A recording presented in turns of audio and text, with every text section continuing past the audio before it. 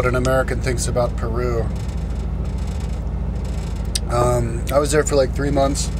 One thing I noticed about Peru is that the little kids, they were really outgoing. I was sitting in a bus station and some little girl was like, "Hey, what's your deal? Where are you going? Where are you going? What?" And I was like, "Hey, what's up?" And like telling them. There's lots of vegetarianism in Peru. Peru is a cool place, man. Peru is like my favorite country. I've heard a lot of people go there like getting mugged and stuff. I didn't experience any of that, but Peruvians are like the most advanced, I think, culturally, the most advanced in South America. They're poor, but they were really into vegetarianism. Everywhere you go, there was a vegetarian like restaurant, you know, and they were and like juicing and stuff.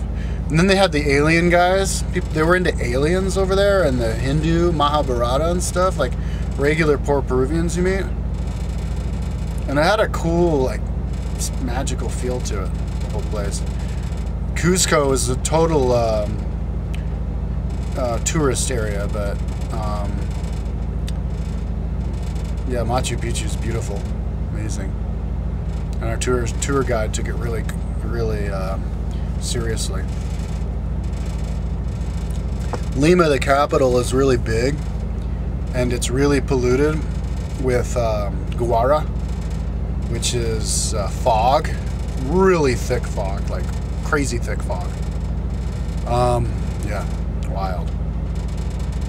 And really good surfing, but it's really dirty. I could see the foam was brown, and I guess that's from feces. But the surfing there was incredible. Once they clean up that water out there, that surfing is going to be unreal. And they were doing, I mean, the whole way along the way, there's just different waves after wave. Yeah, and they were also doing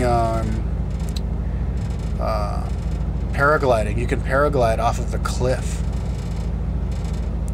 that's right next to the sea. The sea comes, and then there's the beach, and then there's these big cliffs. So maybe that's why they made it the capital, because it was really well fortified. But people were paragliding off of that onto the beach. The capital has 2 central plazas, which is interesting. Usually I only have 1 plaza, and a big city, the big town, or a big like hill next to it. And you can only see like 2 blocks from the top of the hill because of the guara, that fog.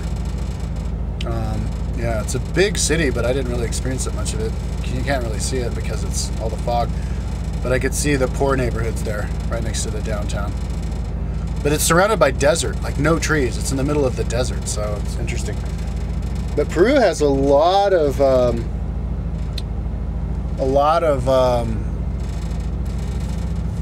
archaeology. They've got these this place called in Trujillo. I can't remember what it's called, but this really ancient civilization there. And it was a huge fortress, you know, surrounded by a big wall, and then these 2 big pyramids that were nearby. And yeah.